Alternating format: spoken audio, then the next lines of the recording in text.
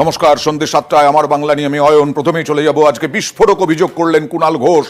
বা যে আন্দোলন হচ্ছে ডাক্তারদের, সেই আন্দোলনে অবস্থানে হামলার ছক, এরকমই বিস্ফোরক অভিযোগ কুণাল ঘোষের। একটি অডিও ক্লিপ ভাইরাল, কুণাল ঘোষের দেওয়া। সেই ভাইরাল অডিওতে দেখা যাচ্ছে তার অভিযোগ বাম নেতা এবং অতি বাম নেতার মধ্যে কথোপকথন, এবং তাতে নাকি হামলার ছক এই জুনিয়র ডাক্তারদের উপরে সরকারকে কালিমালিপ্ত করার চক্রান্তের অভিযোগ তৃণমূল মুখপাত্রের। গোটা ঘটনায় পুলিশ তদন্ত করছে বলে দাবি কুণাল ঘোষের। বলছি সাহেব অর্ডার করেছে। হ্যাঁ চকলেট, হ্যাঁ ওরাবার জন্য অর্ডার করে দেয়। বলছি আমি এত বছর এই কাজ করেছি, আমার কোনদিন ভয় ডর লাগছে, কিন্তু এখন এটা বিবেক করাটা ঠিক হবে? এটা তো লোকের জীবন গেছে। তোকে তো ফাইট টু ফিনিশ করতে বলেনি, ছেলেরা মদ খেয়ে যায়, ঠিক আছে? এবার মা থেকে যদি কোনো একটা বেখাত কিছু হয়ে যায়, সেটাও তো চিন্তার বিষয়। হ্যাঁ সেটা ওকে বল যে আমার এরকম মনে হচ্ছে, কি করবো। বাপ্পাদাকে পার্সোনালি জিজ্ঞাসা করেছিলাম। হ্যাঁ বাপ্পাদা বলছে জানোয়ার হয়ে যায়নি এখন, ওই ওই ওই মতো করেই কর। দাদু বলছি এই যে নবান্ন মিটিং হয়নি, তাতে ফেরত চলে আসছে থাকলে। হ্যাঁ হ্যাঁ ভাববে শাসক মাথা মেরেছে। কি বললো কথাটা কিছু বুঝলে? হ্যাঁ আমি বুঝে গেছি। বলছি পুরো দোষটা দিয়ে আরো বড় অশান্তি পাঠানো যাবে। হ্যাঁ হ্যাঁ হ্যাঁ, কিন্তু কলকাতার কাউকে নয়, সব বাইরে। আচ্ছা ঠিক আছে, দেখছি। ওরা তো এখনো ওখান থেকে প্রেস কনফারেন্স করছে, আমরা টিভি দেখছি কন্টিনিউ। কি করবো, মাথা ফাটানোটা ঠিক হবে? দেখ খানিকটা যদি কিছু করা যায়, খানিকটা হলেও ব্যাপারটা থাকবে যে ওরাই এটা করাবে। দেখছি আরেকবার দেখা হলে রক্তের কাছে যাচ্ছি আমি। আর এই অডিও প্রকাশ করে কুণাল ঘোষ অভিযোগ করলেন সরকারকে কালিমালিপ্ত করার চক্রান্ত।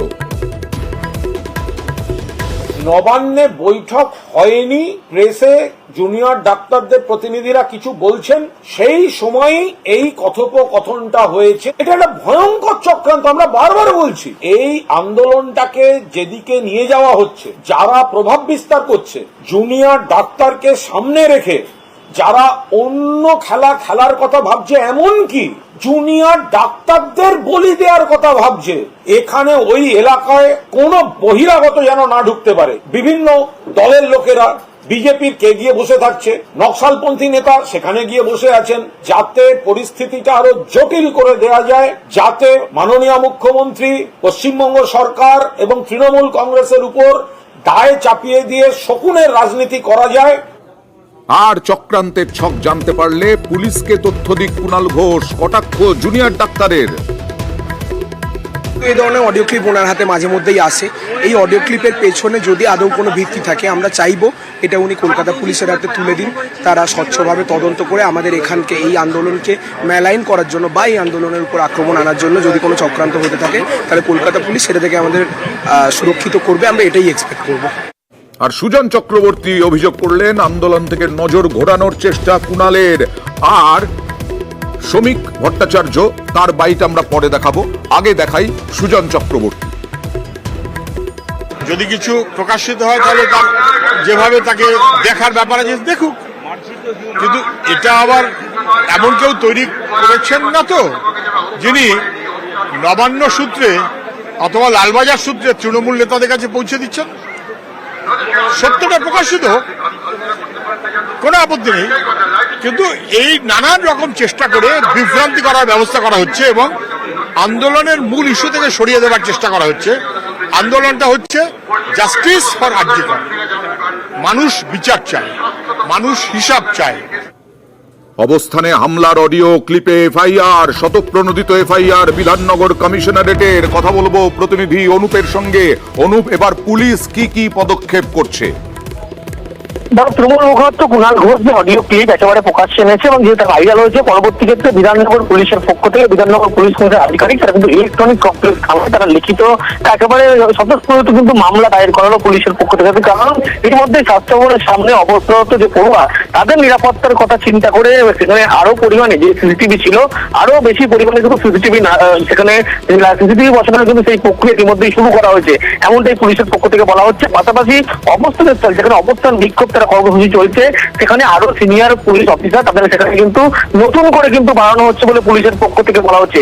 কিছুক্ষণ আগেই স্বতঃস্ফূর্ত মামলা দায়ের করার পরেই পুলিশের পক্ষ থেকে বিধাননগর কমিশনারেটের যে জয়েন্ট সিপি তিনি কিন্তু ঘটনাস্থল পরিদর্শন করেছেন। কত পরিমাণে পর্যাপ্ত পুলিশ সেখানে আছে সেটাই হবে না, আরো কিন্তু বেশি পরিমাণে সিনিয়র অফিসার সেখানে নিয়োগ করতে হবে। তার কারণ যে কোনো মুহূর্তে কিন্তু যে পরিস্থিতি হতে পারে বলে তারাও আশঙ্কা করছে। সেই কারণে এই অডিও ক্লিপ ভাইরাল হওয়ার পরবর্তী ক্ষেত্রে পুলিশের পক্ষ থেকে স্বতঃস্ফূর্ত মামলা দায়ের করা হলো। ওকে,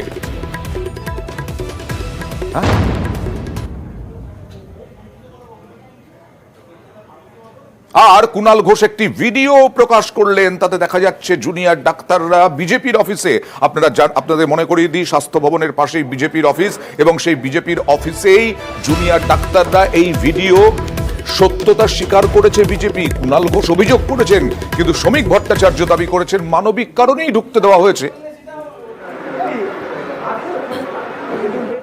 বিজেপি অফিসের মধ্যে কারা বসে আছেন? এরা কি জুনিয়র ডক্টর? যে ভিডিওটা ছেড়েছি এটা কি বিজেপির পার্টি অফিস? আর যারা বসে আছেন তারা কি আন্দোলনরত জুনিয়র ডাক্তারদের একটা অংশ?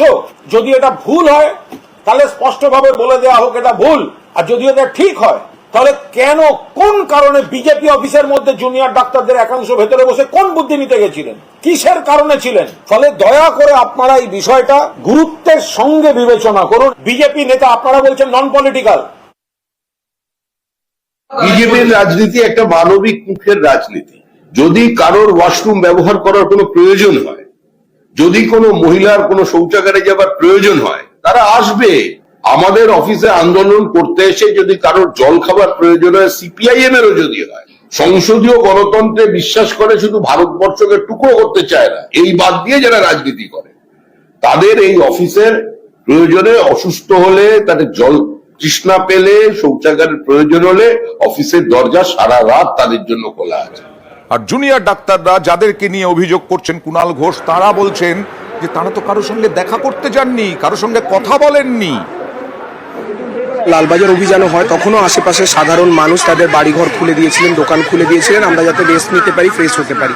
এখানেও সেই ঘটনা ঘটেছে। সরকারি অফিস ছাড়া যত পার্সোনাল বাড়িঘর রয়েছে, যার মধ্যে বিজেপি পার্টি অফিসও আমাদের জন্য খুলে দেওয়া হয়েছে। কিন্তু আমরা কি ওখানে গিয়ে কোনো রাজনৈতিক নেতার সঙ্গে কথা বলেছি?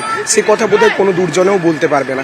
বরং আমরা যখন বিজেপির বিভিন্ন নেতা নেত্রী যেমন শুভেন্দু অধিকারী, অগ্নিমিত্রা পল অবস্থানের মধ্যে ঢোকার চেষ্টা করেছেন, আমরা তাদেরকে গো ব্যাক স্লোগান দিয়ে এখান থেকে বের করে দিয়েছি। কারোর ব্যক্তিগত কোনো রাজনৈতিক পরিচয় নিয়ে তিনি যদি আসেন, আমাদের পক্ষে তো প্রত্যেকের চেনা সম্ভব নয় কে কোথায় কোন রাজনৈতিক দলে বিশ্বাস করে। কুণাল ঘোষের কাছে হয়তো ওরকম কোনো সেন্সার আছে যেখান থেকে তিনি গলা শুনে বলে দিতে পারেন যে ইনি বাম না অতি বাম। একজন যদি আসেন এবং তিনি যদি তার কোনো রাজনৈতিক ব্যানার নিয়ে, কোনো রাজনৈতিক বক্তব্য না নিয়ে আসেন, তাহলে তারা আমাদের এই অবস্থানে আসবেন।